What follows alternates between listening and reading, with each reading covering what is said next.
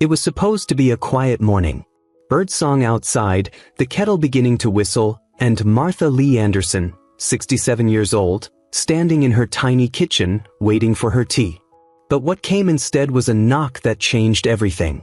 3 sharp raps. Then silence. Martha looked through the peephole, expecting the neighbor's boy or the postman. But what stared back at her was a sheriff's badge and a man holding a warrant. "Mrs. Anderson?" "Yes.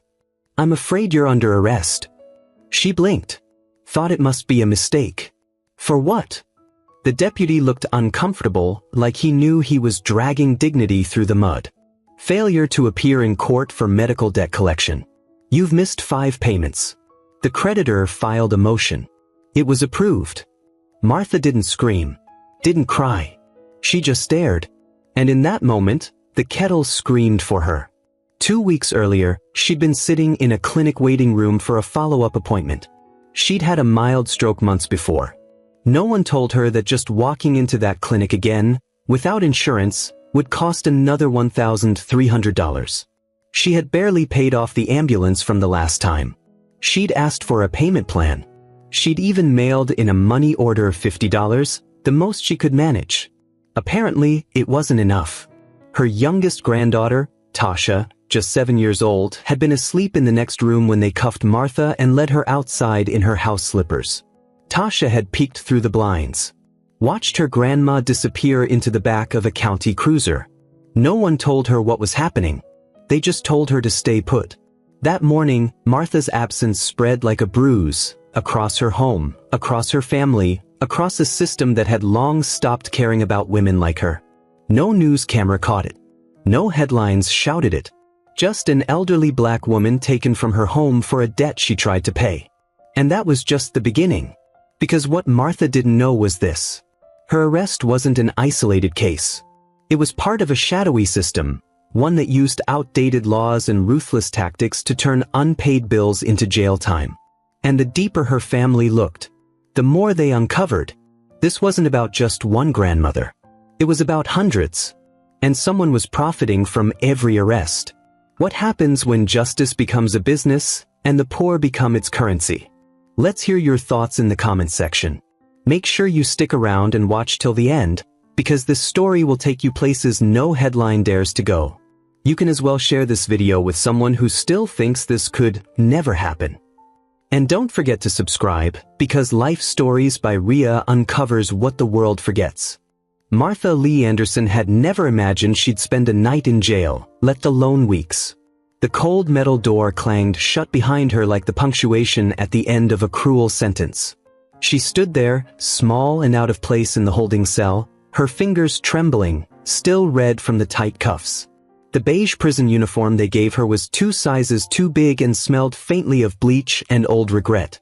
Inside the county jail, time was its own kind of punishment. There were no clocks on the walls, only the changing tones of fluorescent lights and the slow, dragging echo of footsteps from guards who barely looked at her. The walls were painted a dull, institutional gray, and the floor always seemed a little wet, even when it wasn't. She shared a cell with 2 women. One, a young white girl named Brianna, barely 20, had been arrested for shoplifting formula and diapers. The other, Janice, a middle-aged black woman, was in for a technical parole violation. She hadn't paid a court fee on time. They didn't talk much at first. But that night, as the lights dimmed and the rustle of restless bodies settled into uneasy silence, Brianna whispered into the dark, "What did they get you for?" Martha took a long breath before answering. "Medical debt," she said simply. There was silence on the other side of the cell for a beat. Then Janice muttered, "Ain't right. Ain't right at all." No one said anything else after that. But something shifted. From then on, they began sharing scraps of warmth, stories of their kids, food they missed, music that reminded them of freedom. Each morning began with a tin tray shoved through the slot in the door. Lukewarm grits. Hard toast. Weak coffee. The guards never smiled. One of them, Officer Brinks, always seemed to find a reason to bark orders at Martha like she was a violent offender. "Hurry up, Grandma," he sneered on more than one occasion, as if her presence offended him. But Martha never lost her grace. She walked with dignity, back straight, even in shackles. She spoke gently, even when spoken to harshly. And every night, she sat on her bunk with a worn Bible, tracing its pages slowly with calloused fingers, whispering prayers so soft they barely rose above the hum of the overhead lights. One afternoon, she was called into a side room, barely more than a storage closet with a desk and an old computer. "Phone call," said the female officer who let her in. The receiver felt foreign in her hand. On the other end of the line was her daughter, Denise. Mama, I'm so sorry." Martha closed her eyes. Just hearing Denise's voice made her feel like she could breathe again. "I didn't know," Denise continued, her voice cracking. "I thought they couldn't do that anymore. I didn't know they could arrest you for bills." "They didn't arrest me for bills, baby. They arrested me for being too poor to pay a fine attached to a civil judgment. That's how they get around it." There was silence. Denise finally whispered, "Tasha's been asking about you." That was the moment Martha's composure wavered. She felt it like a crack behind her ribs. But still, she didn't cry. "Tell her grandma's just on a little trip. I'll be home soon." Later that week, Janice showed her how to file a grievance form. Not that it would go anywhere, she said, but it was something. Martha wrote carefully, explaining her arrest, her illness, the medications she hadn't been able to take since arriving. She ended the letter with a line that stuck in the mind of the officer who read it. "This isn't justice. This is forgetting people in plain sight." Back in the world outside, Martha's arrest had begun to ripple through the cracks of social media. It started with a Facebook post from Denise, accompanied by a photo of Tasha holding a handmade sign that said, "Where's Grandma?"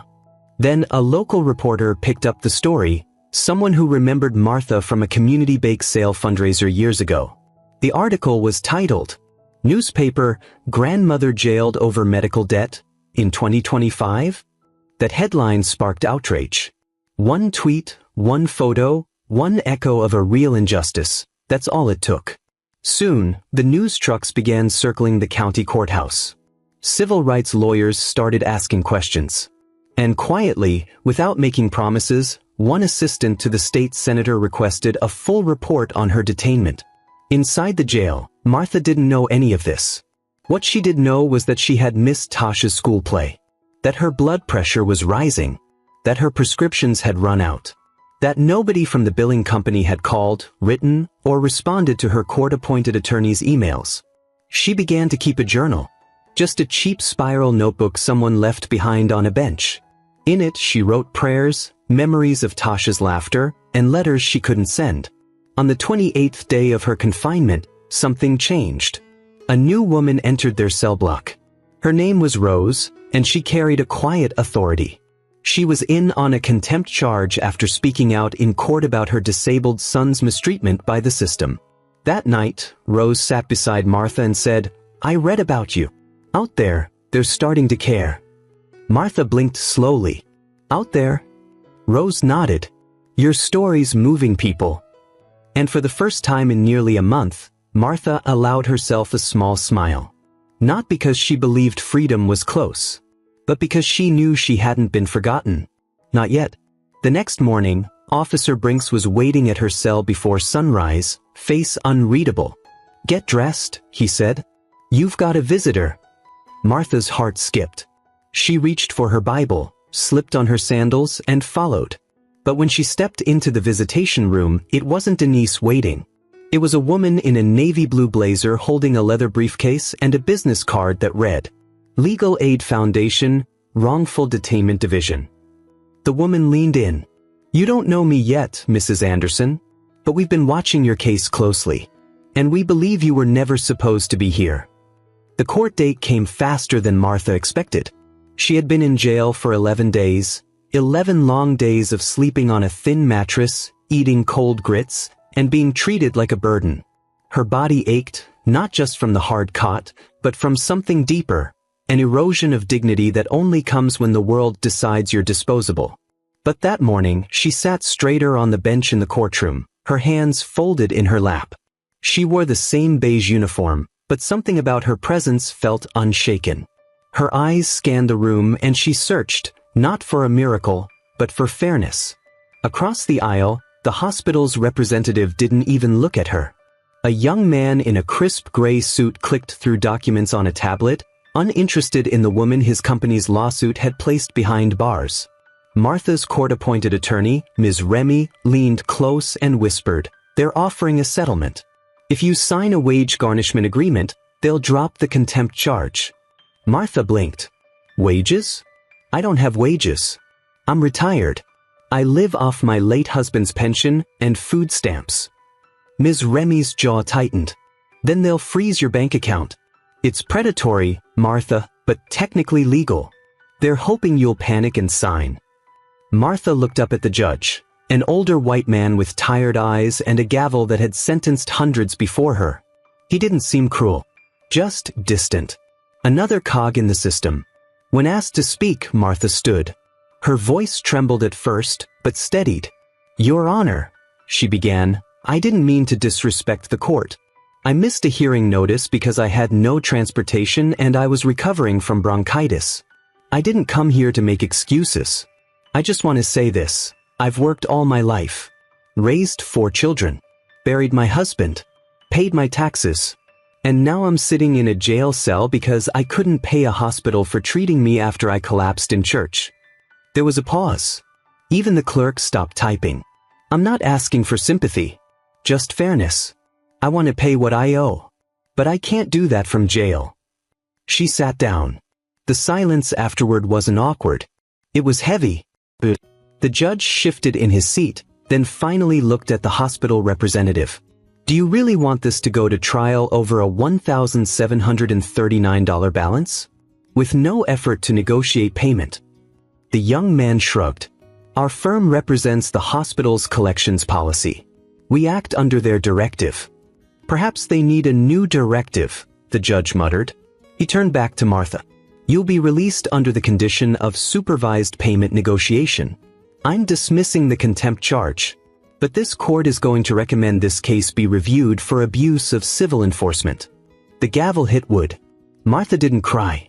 But when she stepped out of the courthouse into the cool morning air, she whispered a single thank you to no one in particular. Maybe to God. Maybe to herself. That evening, the local news ran a short clip. "Elderly woman jailed for medical debt sparks outrage." A reporter stood in front of the courthouse, summarizing the hearing while Martha's still image, a mugshot, unflattering and unjust, flashed on the screen. But public opinion didn't care about her expression. They cared about the fact that a grandmother had been jailed over a bill from 3 years ago. Within 24 hours, the story spread. Online commenters were furious. Some posted their own stories. One woman in Texas said her cousin had nearly faced jail for a dental bill. A retired teacher in Michigan wrote, "This is what happens when compassion costs more than profit." The hashtag began to trend. Hashtag Free Martha wasn't enough. Back in her small home, Martha finally stepped onto her porch again. The screen door creaked just like it used to. Her favorite rocking chair waited, covered in dust. She sank into it like a woman returning from war. A war no one saw coming. A war most people still didn't believe could happen in America. But Martha knew better. And this time, she wasn't going to be quiet about it. That same night, Martha opened her mailbox. Among the junk mail and bills was a thick manila envelope. No return address. Inside were photocopied court documents from 3 other cases, all involving elderly black citizens in the same county, all jailed over unpaid medical bills tied to the same hospital system. And one of the documents had her name on it. Only it wasn't her case. It was a report from 5 years ago, someone else named Martha Anderson. Wrong file. Wrong debt. Had she been jailed by mistake? Her breath caught. Her hands shook. And her quiet voice, almost a whisper, asked, "What if this was never about just me?" The jail cafeteria was humming with idle chatter and the scrape of plastic trays. But at table 9, Martha Anderson sat alone, untouched food in front of her, eyes fixed on the crumpled paper clenched in her fist. It was a letter from Ava. The shaky handwriting of a 9-year-old danced across the page with pink glitter ink. "Hi, Grandma. I miss you. Mommy says you're at a big hospital, but I know that's not true. You don't call. You don't come to my dance shows. Are you mad at me? I drew a picture of us eating ice cream. Please come back soon. The letter was folded over a child's drawing. 2 stick figures, one tall, gray curls, red cheeks, one tiny, holding a balloon. Martha's heart folded like that paper. She wasn't supposed to be here. A lifetime of caring for others, working 2 jobs, saving every spare dollar, all to land in a cell over a hospital bill she never even knew had gone unpaid. That night, back in her bunk, the cinder block walls pressed in tighter.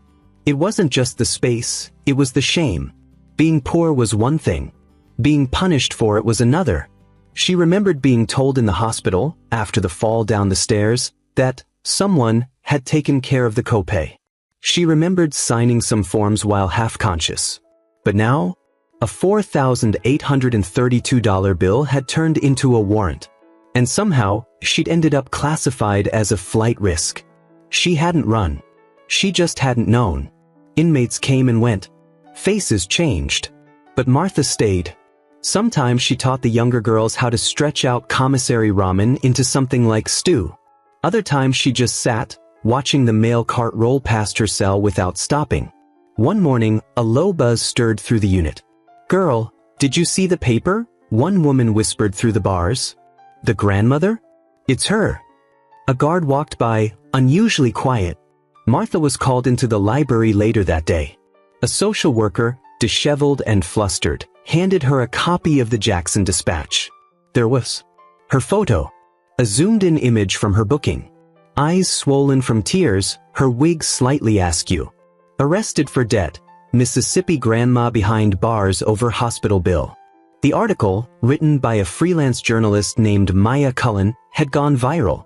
It told the story most people didn't believe was real. A senior citizen with no violent record, locked up over a civil claim turned criminal. No theft, no assault. Just a hospital stay, a paperwork mix-up, and silence. Martha gripped the paper. Her chest felt tight. Not from fear. From something like exposure. Her pain was now public property. But with that exposure came sparks. Later that week, a letter arrived, this time addressed from a lawyer in New Orleans. A woman named Janelle Cross, who introduced herself as a civil rights attorney. She'd read the story. She wanted to help. No charge. That night, Martha cried in her bunk for the first time in weeks. The next day, she met Janelle through the glass panel in the visitor room. Sharp suit, natural twist out, eyes that burned with quiet fire. "You shouldn't be here," Janelle said, no preamble. "I know that," Martha replied. But nobody else seemed to. They talked for 30 minutes. About the loopholes that let hospitals send unpaid bills to third-party collectors. About a judge who had quietly signed an arrest order based on default without even hearing Martha's side. About a state policy that had allowed medical debt to trigger criminal warrants in certain rural jurisdictions. It was all legal. Barely. "Here's the part that gets me," Janelle added. "They didn't even notify you properly. That's constitutional grounds right there." Martha didn't fully understand all the jargon, but she nodded. "Will I go home?" Janelle paused. "We're going to fight like hell to make sure of it." In the days that followed, more letters arrived. One from an elderly couple in Chicago who said, "Your story reminded us of our own mother. Stay strong." One from a high school student who'd raised $56 selling bracelets online and wanted Martha to use it when you get out.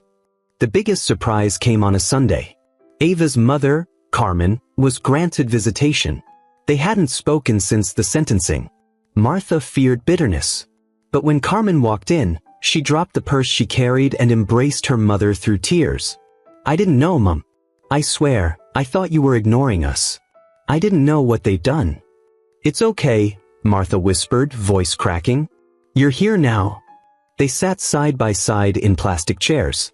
Ava had sent another drawing, this one of a house, 2 stick figures, and a rainbow above. "She thinks you're coming home soon," Carmen said. Martha blinked at the drawing. Maybe she's right.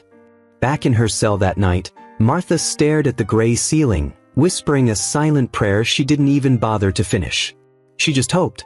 2 weeks later, her attorney filed an emergency motion for release. A local news station picked up the story again, this time with video footage of Carmen reading aloud from Ava's letter. And then the dam broke. A U.S. senator referenced Martha's case in a subcommittee hearing on medical debt reform. The hospital issued a public statement, but stopped short of apology. A local pastor offered to pay the debt in full, but the case had now become a question of principle. Janelle refused the offer. "This isn't about $4,832 anymore," she said. "This is about how many others were jailed quietly." A hearing was set.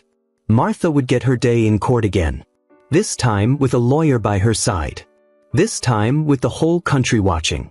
And this time with a little girl named Ava waiting by the door, drawing another rainbow.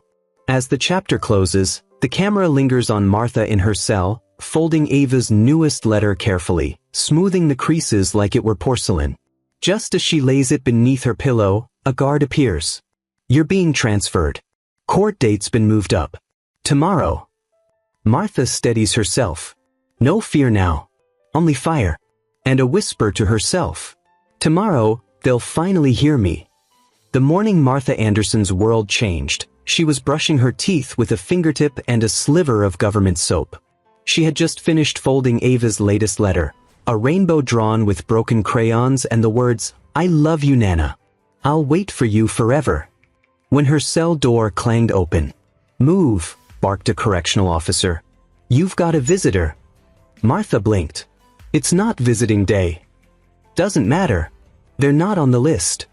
She was marched, confused and still in her slippers, down the hall to a private room she'd never been in before. Inside sat two sharply dressed people. One, a tall black woman in a gray pantsuit. The other, a white man in wire-rimmed glasses holding a leather folio. The woman rose, extended her hand. "Mrs. Anderson. I'm Deputy AG Michelle Carter. This is Mr. Keller from the State Integrity Unit. We need to talk about your case." Martha's heart thudded. For a moment, she thought they were about to reopen her sentencing, maybe add time. But what unfolded next was something no one could have predicted. Michelle Carter took a deep breath and said, "We owe you an apology." The investigation into Belmont County's court system had started with another inmate's wrongful eviction case. What state officials discovered was a web of abuse so wide it shocked even veteran prosecutors. Judge Roland Meeks, the same judge who sentenced Martha without a public defender, had routinely signed off on jail orders tied to unpaid fines, most of them for medical debt, missed municipal fees, or even outdated child support. Over 70% of those incarcerated under his gavel were elderly or single black mothers. The hospital where Martha once owed $3,744? Records showed they'd sold her debt to a private collections firm with direct financial ties to the county jail. And worse, Martha's case had been used to justify a pilot program where inmates did menial labor for corporations in exchange for debt relief, though they never saw the credit.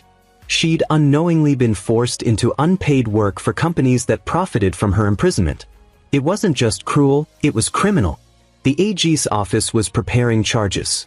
But before anything could go public, they needed Martha's permission to unseal parts of her case and allow her story to be told on the record. "Your voice could change everything," Michelle said softly. "But only if you want that burden." Martha sat back, stunned. For months, she had believed she'd be forgotten. Just a grandmother caught in a machine too big to fight. But now, she looked up and her voice, quiet but firm, answered. "Tell the truth. Every bit of it." It took 3 weeks to process the paperwork. On a crisp November morning, Martha Anderson stepped out of the gates of Belmont County Correctional Facility. No cameras. No press. Just Carmen and Ava waiting at the edge of the sidewalk, holding a small bouquet of sunflowers. Ava ran into her arms before she could even take a full breath of free air. "Nana, I told them you didn't do nothing." Martha laughed through her tears. "You were right, baby. You were right." The story that followed broke the internet. Independent journalists picked it up first, then national networks. Documentaries. Editorials. The term medical debt jail trended for days. Judge Meeks was arrested for judicial misconduct and financial fraud. The private debt firm he was linked to was shut down under federal investigation. New legislation, named the Anderson Act, was introduced, banning the jailing of individuals for unpaid medical debt across the state. But Martha didn't want fame. She didn't want pity. She simply wanted her name back. And she wanted others like her, those still behind bars, still unheard, to be remembered. So she spoke. In interviews. At hearings. In church basements and city councils. And always with that same gentle fire in her eyes. "I'm not special," she would say. "I just survived long enough for someone to finally listen." 1 year later, Martha Anderson sat on a porch swing, wrapped in a quilt made from Ava's old drawings. She was home. The sun was setting over the same street that once watched her leave in handcuffs. But now, neighbors stopped by with casseroles. A senator had come by once to shake her hand. And just last week, she'd helped a local mom apply for medical debt relief through a new nonprofit she co-founded, Justice for the Forgotten. Martha looked down at the small notepad in her lap. She was writing again. Not letters this time. Her story. Because some truths deserve to be told in full. And some names are too sacred to ever be reduced to case numbers. What happened to Martha was not an accident. It was a system working exactly as designed. But what happens next, that's up to us. Was justice served? Or is this just the beginning? How many other Marthas are out there, hidden beneath red tape and forgotten zip codes? Share your thoughts below. Let's talk about what real accountability looks like. If this story moved you, even just a little, subscribe to the channel. We bring light to the lives they try to erase. Like this video to push it forward. Share it so the next Martha doesn't suffer in silence. Let's make sure these stories are never buried again.